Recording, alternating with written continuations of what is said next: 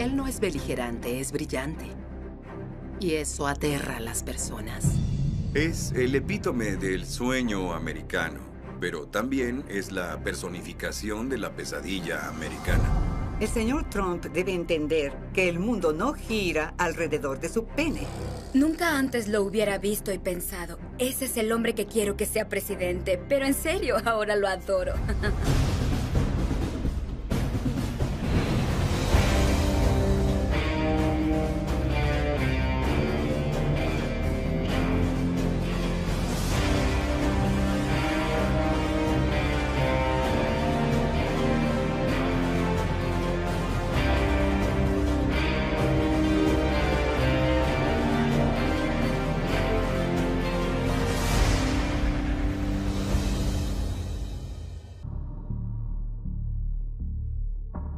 Cuando conocí a Donald Trump, estábamos en la Torre Trump y lo primero que hizo fue pasearme por la oficina y mostrarme todas las revistas y portadas enmarcadas de él, colgadas en sus paredes.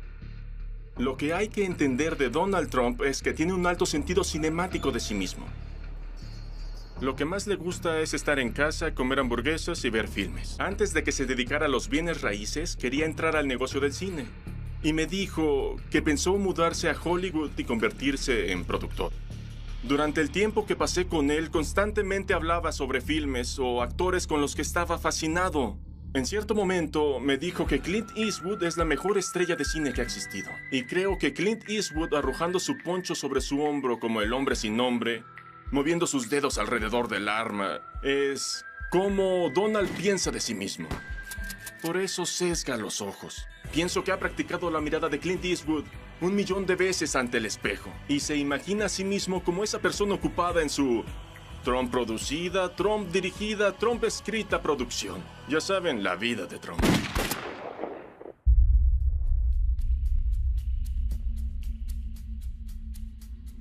Conocer y estar cerca de Donald Trump es siempre ser la audiencia de su autocomplacencia. Terminé en un viaje por helicóptero con Don King y Donald Trump y fue surrealista. Porque en todo el vuelo estuve sentado ahí, viendo a uno y al otro hablar de lo grandes que eran. Y no lo digo negativamente, solo se promovían a sí mismos, ni siquiera se escuchaban. Hablaban sin parar. Cuando llegamos a Atlantic City, él dijo, da una vuelta, por favor. Quiero que el reverendo Al vea mi imperio. Y señaló, ese hotel es mío y aquel otro. Y me mostró la zona donde construiría el Trump Taj Mahal. Justo al final de la zona había un área empobrecida, la mayoría afroamericanos. Y le dije, ¿qué pasará con todas esas personas? Nunca contestó la pregunta. Estaba alardeando.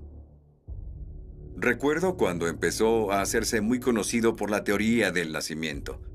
Él insistía que Barack Obama había nacido en Kenia, o sea que no estaba calificado legalmente para ser presidente, ya que según la Constitución debe ser ciudadano de Estados Unidos por nacimiento. Donald Trump decía, él no solo es extranjero, es africano, es ilegítimo. Y eso terminó en una reunión de Donald Trump y yo en su oficina. No soy racista, tengo dudas acerca del presidente. Dije, ¿qué preguntas? Ellos claramente han probado que él nació en Hawái, tienen el acta de nacimiento. No lo creo, no podemos autentificar eso. ¿Autentificar qué? Le respondí. Usted está jugando con ese sentimiento, señor Trump, de que él es distinto a nosotros. Y es africano. Él no ha hecho nada más que cargos sin bases contra el presidente. Pero te das cuenta que así es Trump. Y que vas a tener esa clase de doble significado en cada encuentro con él. Es el epítome del sueño americano de algunos de sus simpatizantes. Pero también es la personificación de la pesadilla americana. Porque es un hombre que tiene todo el dinero del mundo. Puede hacer todo lo que quiera. Y aún así culpa a otros y está resentido. Es Archie Bunker con $1 billón. 1, 2, 3.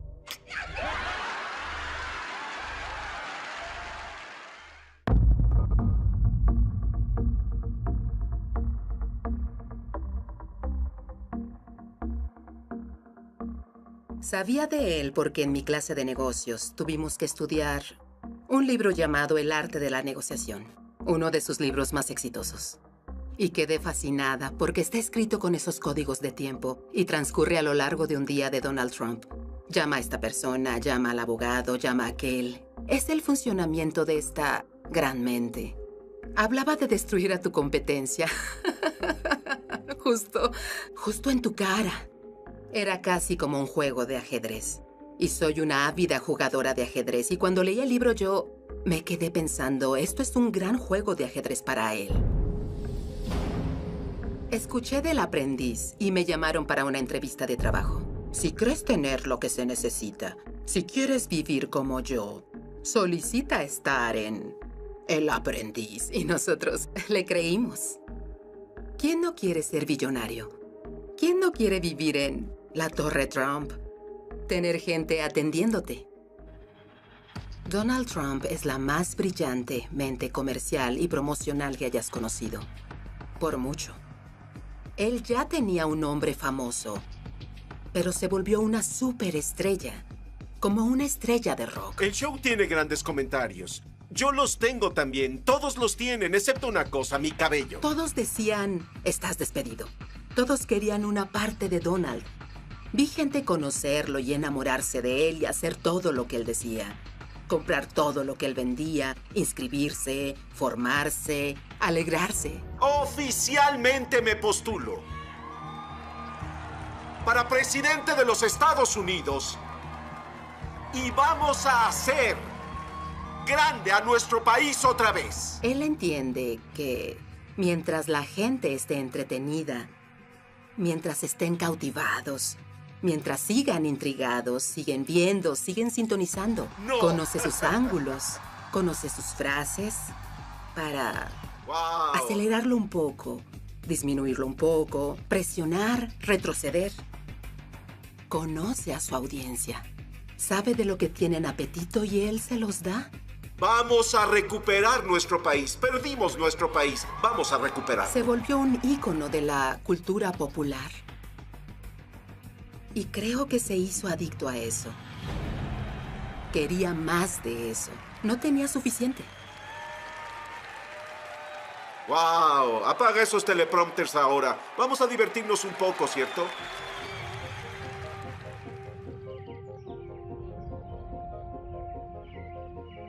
Esta es una de mis posesiones más preciadas. Aún lo tengo bajo llave. La Academia Militar es donde Donald Trump llegó a ser un director ejecutivo. Fue la primera vez que estuvo a cargo de su propia compañía. Oh, esta es la página donde estoy frente a Donald Trump. Cuando miras la foto en el anuario, tiene una estrella a cada lado de su cuello porque era un cadete de honor. Donald Trump era un líder natural. Explotaba su sonrisa y sus diferentes atributos para llevarse bien con todos y parecía agradarles a todos. Tenía 17 años y unos 40 de nosotros bajo su mando. Era mi capitán, así que lo conocí bastante bien. Donald era un tanto rebelde y él necesitaba saber cómo canalizar eso. Siempre me llamaba para ser el hombre en una misión. Incluso entonces, tenía a todos cooperando y haciendo lo que él necesitaba que hicieran. El sistema de valores que teníamos era nunca mentir, engañar o robarle a otro cadete. No era una regla, pero estaba en nuestra sangre. Uno de los cadetes le robó a otro cadete un encendedor Zippo. Lo llevé ante Donald Trump y luego Donald dejó bastante claro que nadie haría algo, nadie dañaría a este chico y todos obedecimos. Donald lo llevó a la oficina administrativa y él fue expulsado. Vivíamos un estilo de vida muy reglamentado. Al amanecer tocaban la trompeta. Debíamos estar formados 15 minutos después, listos para la inspección. No ibas a casa los fines de semana. Si tenías suerte, tus padres iban a visitarte el domingo y te llevaban a almorzar. Sus padres iban frecuentemente. Eran unidos y amorosos, en especial su madre. Donald era muy conocido y querido. Fue elegido como el Don Juan a fin de año, aunque no había chicas en la escuela. Yo oí a Donald Trump decir que algo de lo mejor que le pasó fue ir a Nima, a la Academia Militar de Nueva York. Los valores que recibimos al estar en ese ambiente, durante ese tiempo, sé que hasta hoy siguen en la sangre de Donald Trump, igual que en la mía. El nudo de mi corbata es un nudo doble Windsor. Está impreso en nosotros, así la anudábamos a diario. Si Donald Trump usara una corbata hoy, la usaría con un nudo doble Windsor. El Donald Trump que vemos en televisión hoy es la misma persona que siempre fue. Soy muy rico, se los mostraré en un segundo.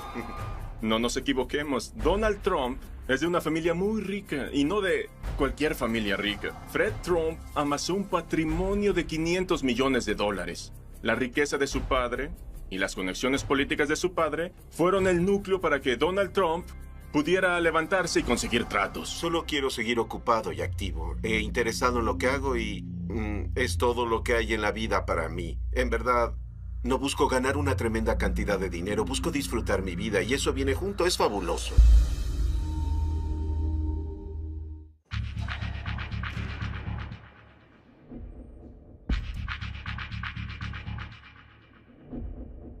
Al pasar de los años he tenido varias reuniones con Donald Trump y puedes percibir en las conversaciones con él que se ve a sí mismo como un extraño.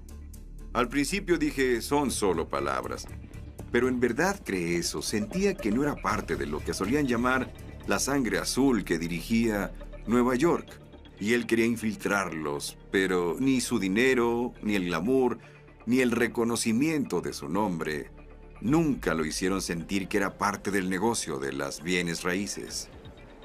Sentía que él era el mejor y no solo parecía querer entrar a la fuerza, sino que quería mofarse de ellos y rehacer la silueta urbana, como Trump.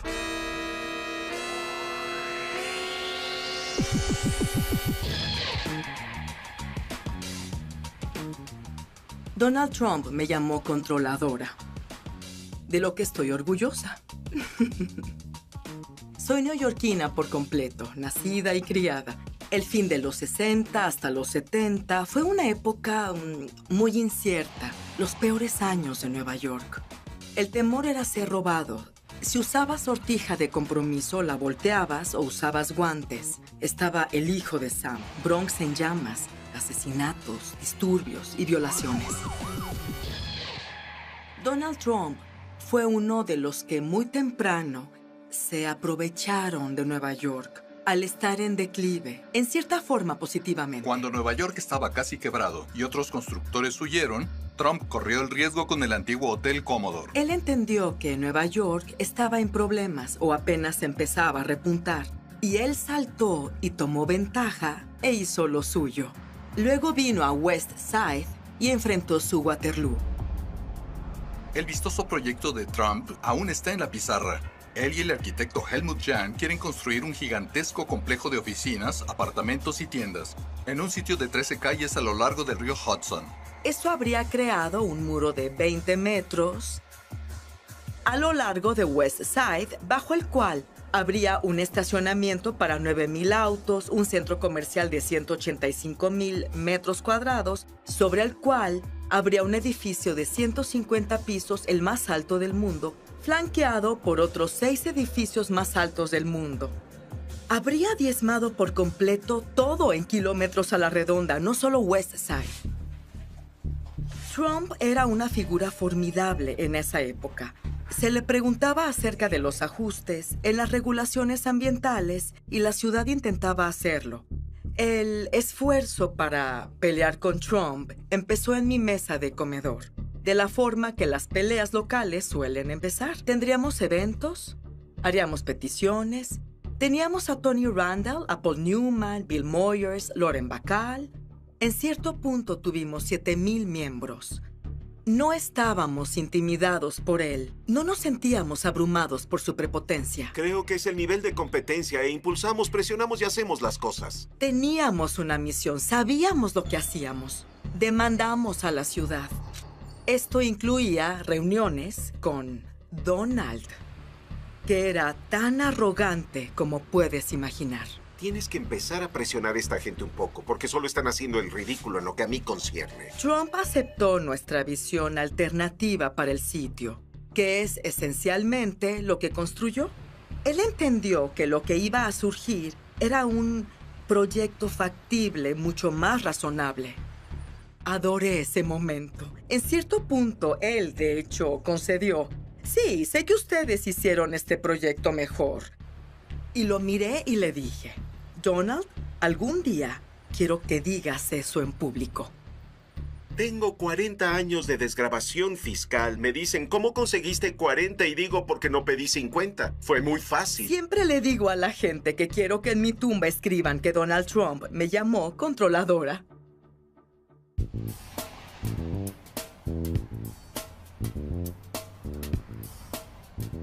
A los 21 fui aceptado en la Escuela de Medicina Cornell. Así que me mudé a Nueva York, en Manhattan, en 1967, cuando se conocía como East Village. Fue una época turbulenta. Sentí que East Village era perfecto para un rebelde como yo porque vengo de una larga tradición de rebeldes, de personas que pelearon contra el gobierno y los poderosos. Donald Trump apareció en la zona de Soho queriendo construir una torre de condominios, disfrazada como hotel para eludir las leyes de la zona. Iba a ser un edificio residencial y no lo permitimos, creyendo que los de Soho éramos tontos y podía aprovecharse de nosotros. Lo siento, Donald, si alguien va a quedar como tonto eres tú porque no sabes con quién te estás metiendo.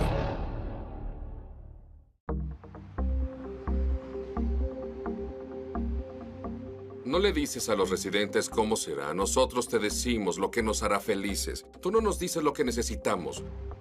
De inmediato demandamos al edificio de apartamentos. Sabíamos que iban a ser viviendas residenciales, no un hotel. ¿Quién pagaría $20,000 por metro cuadrado para ganarse una demanda? Nadie. Y él fracasó. Y luego de un tiempo no vendió una sola unidad. De hecho, tuvo que rematarlo y fue subastado. Así que conseguimos lo que queríamos. Queríamos un hotel ahí. Es lo que conseguimos. Donald Trump no se salió con la suya. No tuvo su edificio residencial, solo se fue a la quiebra. Trump, solo haz lo correcto, obedece la ley. No eres mejor que los demás.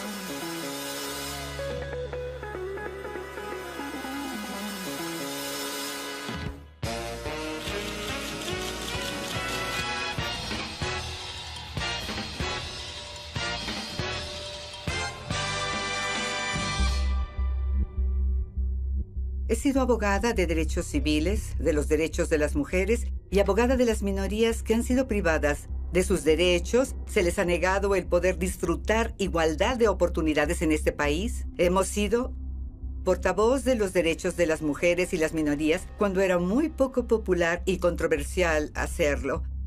Y aún lo es en muchas formas. Jenna Talakova solicitó entrar al concurso Miss Universo Miss Canadá. Después de que fue aceptada el concurso, decidió que iban a excluir a Jenna de la competencia debido a que existía una regla en que la concursante requería ser una mujer de nacimiento. ¿Te identificas como transexual o como mujer? Para mí, soy mujer. Siempre lo he sido. Los derechos de Jenna fueron violados. Decidimos que haríamos una conferencia de prensa para reclamarle a Donald Trump, que era el dueño del concurso, para asegurar que esta obvia discriminación no continuaría. ¿Ya conociste a Donald Trump? Aún no. Jenna tenía pasaporte canadiense, permiso para conducir y acta de nacimiento que indicaban que era mujer. Y eso debería ser más que suficiente para el señor Trump. Ella no le pidió al señor Trump ver las fotos de su nacimiento o ver su anatomía para probar que él es hombre.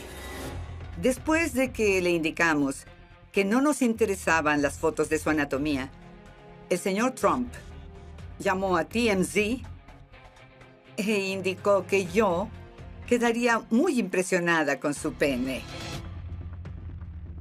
Yo le respondí, no tengo una lente de aumento tan potente para ver algo tan pequeño. El señor Trump debe entender que el mundo no gira alrededor de su pene, ni del pene de alguien más. Si alguna vez fue así, ya no. No creo que ella sea buen abogado. Creo que es mediocre. Eso fue muy interesante porque claro que iba a insultarme. y a atacarme personalmente. No me molesté por eso, porque el mensaje que me enviaba era: gané mi argumento y tengo razón. Al final, él aceptó. Creo que el señor Trump reconoció que el fondo de todo eso era un asunto de derechos civiles. Pero al mismo tiempo, había una cortina de humo creada por el señor Trump. Gloria se involucró 2 días después que la decisión fue tomada, así que es obvio que está en esto por publicidad. De saber que se involucraría, no habría tomado esa decisión porque es fácil ganarle. Esto es lo irónico. Tal vez 1 año o 2 después, yo estaba en el canal de noticias Fox. De pronto, el señor Trump entró al estudio donde estábamos sentados y pensé: ay, no me es posible advertirle a mi cliente. ¿Qué dirá él? ¿Qué es lo que hará? Y llegó, se lo presenté a mi cliente y él dijo: tienes a la mejor abogada que pudieras tener. Ella no descansará hasta que consigas justicia, así que no se te ocurra despedirla, porque nunca tendrás a alguien mejor. Y sonrió, me estrechó la mano y luego se fue. Por otra parte, lo que él decía cuando estaba a cuadro era muy, muy diferente. Tal vez el real Donald Trump es ambas personas.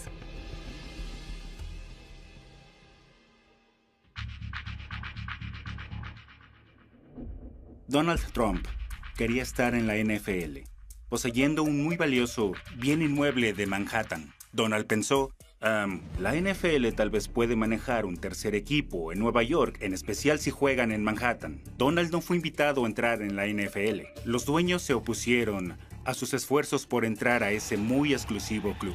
Habría un ambicioso en la Liga de Fútbol de los Estados Unidos empezando en 1983. Y de pronto él tenía un nuevo juguete, un equipo profesional de fútbol. Hicimos una gran adquisición. La NFL en su época más exitosa tenía 6 equipos. En su auge, en su nivel más alto, tenía 6 equipos. Ese es el número de equipos que debemos tener. No tenías que escarbar muy profundo para ver que había otra agenda. Y era su propia agenda. La exigencia de la USFL fue: jugaremos en la primavera cuando seamos el único juego en la ciudad, cuando no haya otros partidos.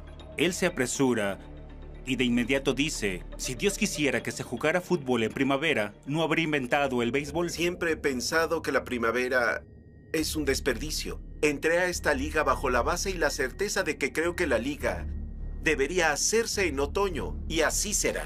En los 80 solo había 3 televisoras. Todas tenían relación con la NFL. La USFL decidió hacerlo en otoño. Ninguna televisora los transmitiría. Los estadios no estarían disponibles. No tenían dinero. Ya habían perdido la mayoría de las cuentas, unos $2 millones. Trump dejó que la USFL demandara, clamando violaciones antimonopolio de la NFL. Basado en lo que todos me dicen y en el sentido común de la ley, no es virtualmente posible que perdamos.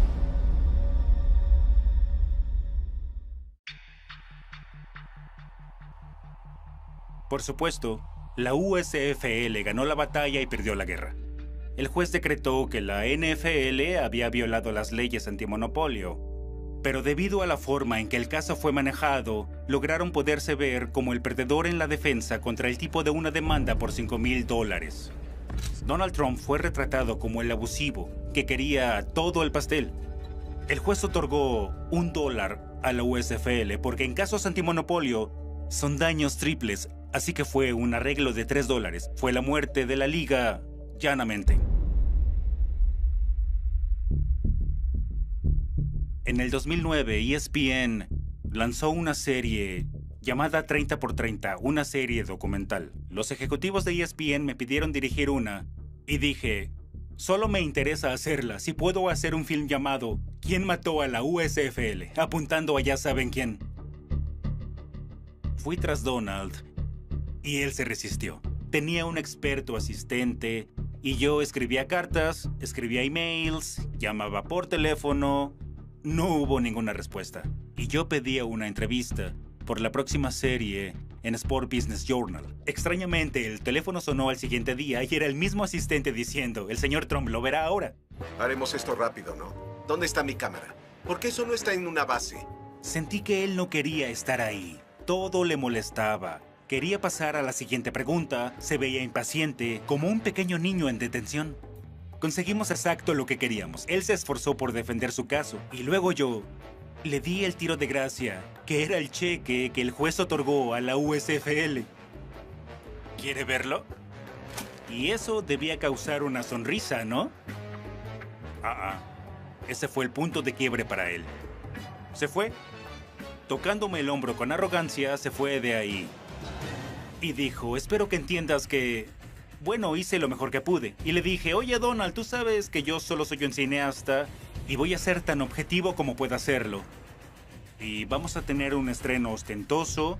ESPN te invitará, enviarán una limusina. Espero que nos acompañes. Dijo, eso dependerá de ti, ¿no? Le envié una nota y él me la regresó.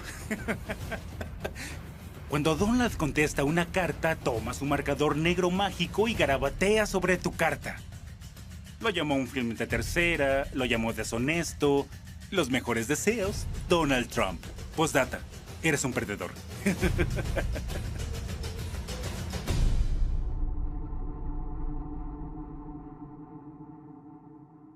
No iba a estar en el proyecto para siempre y lo sabía porque tuve una madre que nos permitía soñar, explorar y usar nuestra imaginación.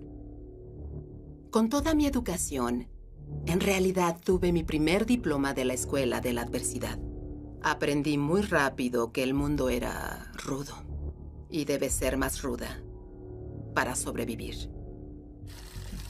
Entré a la Casa Blanca luego de mi maestría.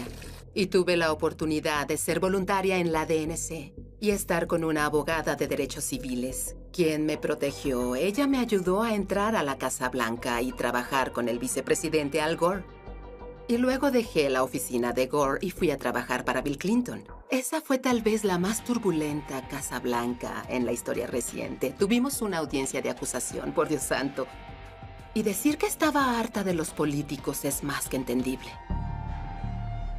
Escuché de El Aprendiz por mis colegas en la DNC. Ellos también eran personas muy ambiciosas y hablaban de este nuevo show que Donald Trump hacía con Mark Burnett. No les dije nada, pero pensé voy a entrar. Donald Trump quería a alguien que peleara por ser el director de su compañía. Gente parecida a él. Decir las cosas a la cara, agresiva. Sabía que mi presentación marcaría la pauta de mi relación con Donald Trump.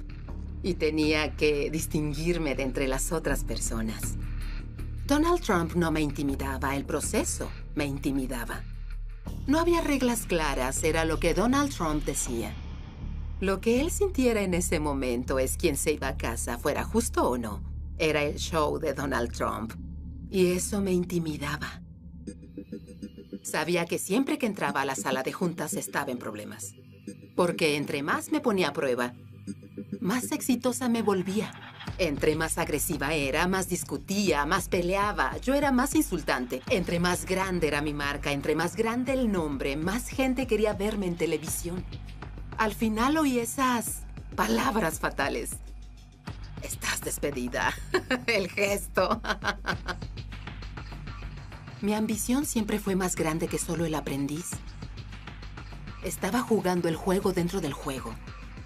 No solo quería que los fans de La Aprendiz supieran mi nombre, quería que el mundo supiera mi nombre.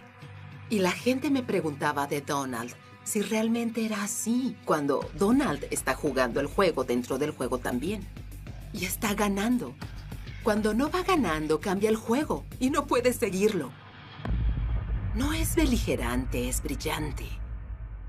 Y eso aterra a las personas. Donald J. Trump exige un total y completo bloqueo de musulmanes que entran a Estados Unidos hasta que nuestros representantes del país puedan averiguar qué es lo que sucede. La gente está harta. Harta de que los políticos les digan una cosa y hagan otra. Pero confían en lo que él dice. ¡Usted es mi ejemplo a seguir! ¡Usted es mi ejemplo! La gente que apoya a Donald sabe que lo que él dice es lo que hará. Porque lo que ha dicho en el pasado siempre se ha hecho. Recuperaremos nuestros empleos, seguro los recuperaremos. Vamos a recuperarlos. Trump es la estrella de reality que esperábamos. Hay muchas cosas que veo y que mucha gente ve cuando observamos a Donald Trump, pero desde que se postuló para presidente, lo veo de una forma por completo diferente. No imaginaba que Trump tendría una posibilidad de ser un candidato serio hasta que dio el discurso de los mexicanos violadores. Cuando México nos envía personas, no envían lo mejor. No te envían a ti, no te envían a ti. Envían personas que tienen muchos problemas. Y nos traen esos problemas a nosotros. Nos traen drogas, traen crimen y violadores. Y algunos, supongo, son buenas personas. Eso no fue parte de su discurso preparado. Fue del corazón. Yo sabía, cualquier candidato que se postule y ponga los intereses de América sobre los intereses de extranjeros y de algunos plutócratas, sabía que subiría en las encuestas. Estuve rogando a candidatos republicanos presidenciales, rogándoles que eligieran el asunto de inmigración. Y no pude lograr que lo hicieran. Mientras Trump me ve ser entrevistada por Jorge Ramos. Y al instante pide una copia del libro Adiós, América. El gran tema son los mexicanos violadores. 2 semanas después, él da su discurso anunciado, se sale del guión y empieza a hablar de la clase de crímenes, los narcotraficantes y violadores que México nos envía. Él usa el lenguaje del odio. Esto incitará violencia no solo contra mexicoamericanos, mexicanos, sino también contra migrantes. Y una semana después, cuando no se retractó con todo el mundo explotando, pensé, este es el candidato que he estado esperando. No es acerca de mí, sino de ustedes, créanme. Esto es un movimiento.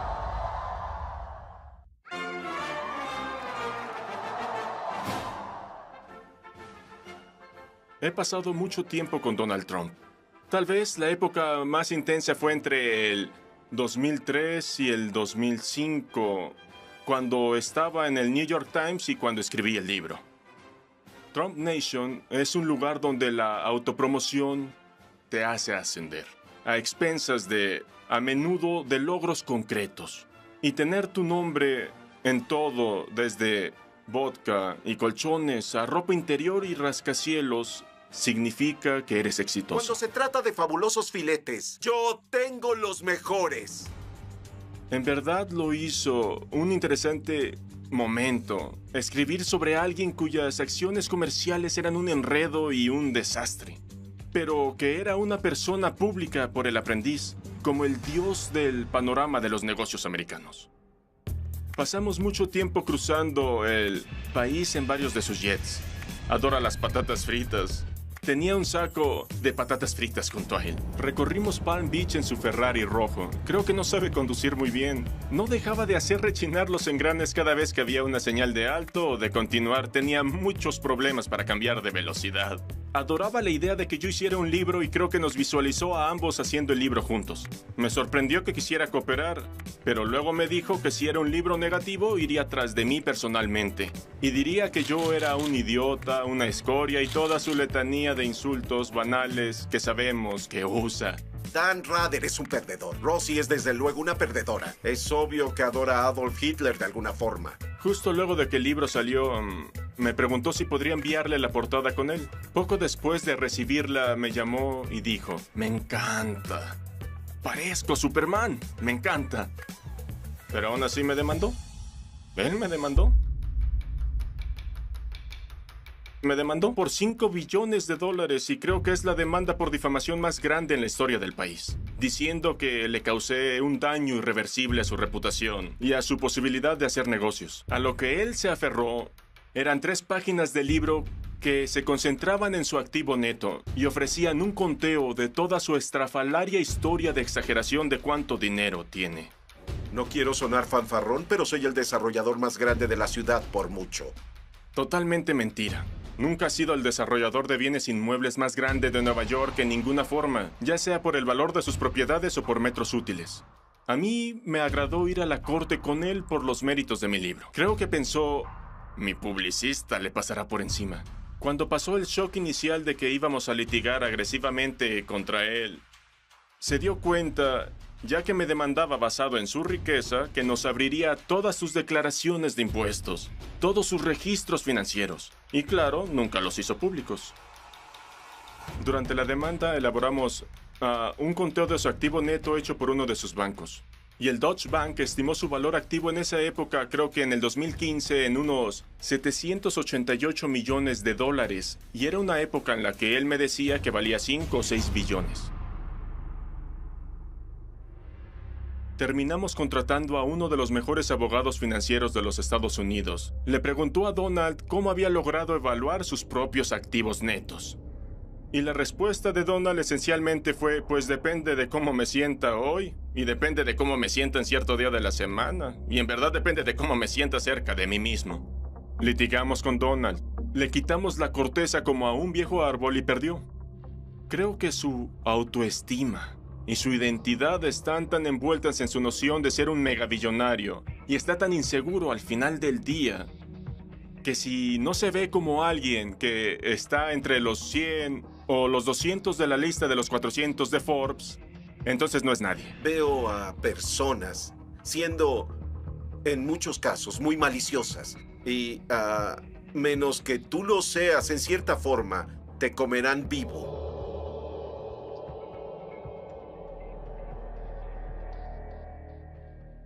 Se supone que los políticos hacen muchas promesas que no pretenden cumplir.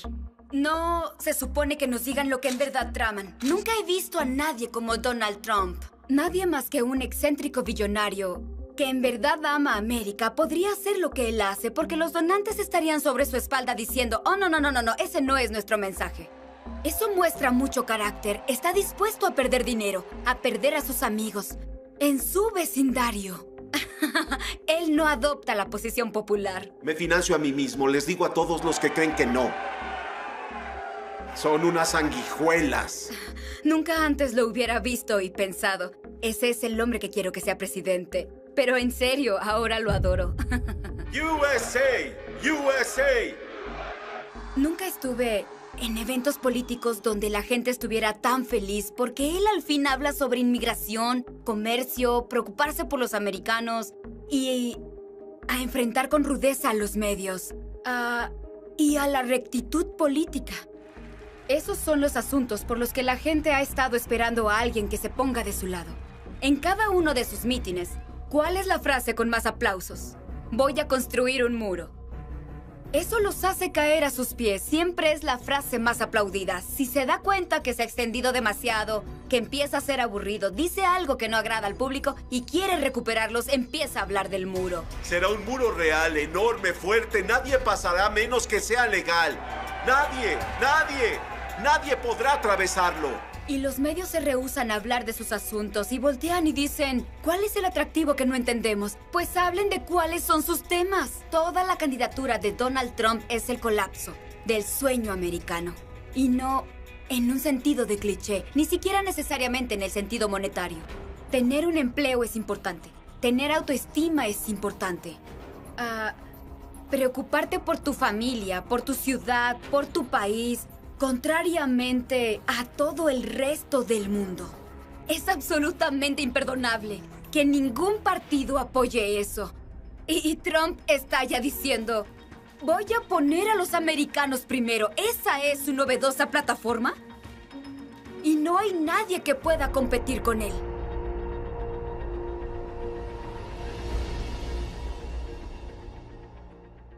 Vemos esto como una guerra. ¿No lo vemos como una guerra? Es guerra.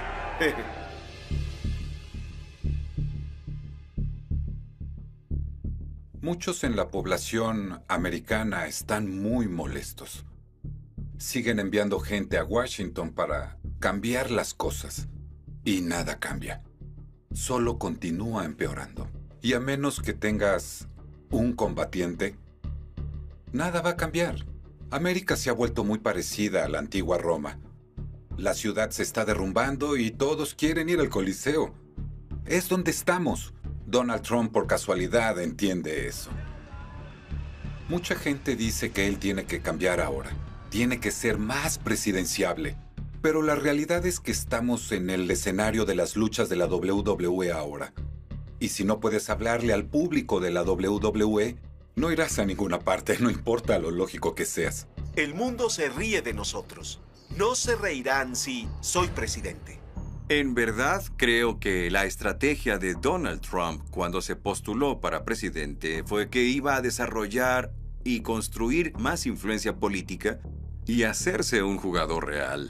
Y creo que en alguna parte a lo largo del camino, él empezó a ver a esos públicos y vio gente llegar. Y en verdad dijo, puedo ganar esta nominación.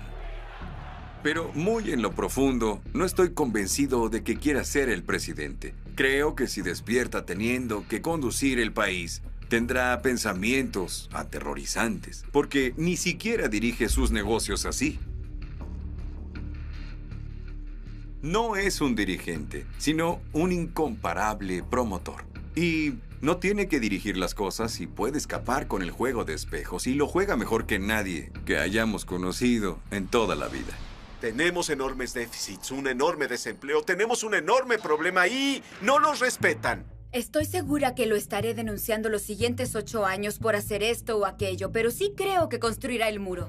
Sí creo que llegará al límite. Espero que acabe con la inmigración musulmana, reduzca toda la inmigración, deporte a los indocumentados. Si le quitas las trabas a las fuerzas de la ley, nos liberamos de muchos inmigrantes ilegales. Y los americanos han estado rogando por eso desde hace mucho tiempo, pero los políticos no escuchan. Tenemos miles de personas intentando entrar. ¿Las dejamos entrar o no? ¡No! No me importa cuántas propiedades tengan su nombre. Dios lo bendiga. Puede ser tan rico como pueda. Pero otras personas también tienen derechos. Cuando ataca a las minorías o a mujeres que les niegan sus derechos, eso no es tanto una afirmación sobre su objetivo, sino se trata de él. Acerca de lo que está dispuesto a hacer, de cómo está dispuesto a hacerlo, la clase de persona que él cree que tiene derecho a ser. Una cosa es entretener, pero es muy diferente porque quien esté sentado en la Casa Blanca tomará decisiones de vida y muerte. Y eso no es un asunto de risa. Bombardearía para siempre. Irónicamente, lo que me asusta de Donald Trump es lo que le asusta al Partido Republicano de él. Es cómo haces para contenerlo. ¿Y cuánto durará esto? ¿Y a dónde lo conduce? Es como cuando de niño fui a Coney Island y subí al ciclón. No ves dónde va a terminar este viaje. Solo estás esperando a que termine y que sigas ahí. Es una lástima lo que sucede. Pero no seremos un gran país en 10 años si esto continúa. Siempre me preguntan si Donald gana, ¿irías a trabajar a la Casa Blanca? Y les digo, por supuesto. Creo que es una rara oportunidad para servir a este país que amo. Y también me gustan las armas y el dinero. Comercio, tesorería, defensa, departamento de Estado, lo que necesite, señor Trump, estoy aquí. Lo peor que puedes hacer es subestimar a Donald Trump. Nunca, jamás, jamás subestimes a Donald Trump. Creo que la Casa Blanca de Trump sería de unos 50 pisos de alto, pintada de dorado. Habría luces parpadeando por toda la avenida Pensilvania. Y el Air Force One tendría diamantes incrustados. Tendrías más conversaciones los domingos en la televisión con el presidente de lo que hayas querido en toda tu vida. Podría ser un buen presidente aparte de eso, pero cualquiera que crea que Donald Trump se irá, se equivoca en verdad.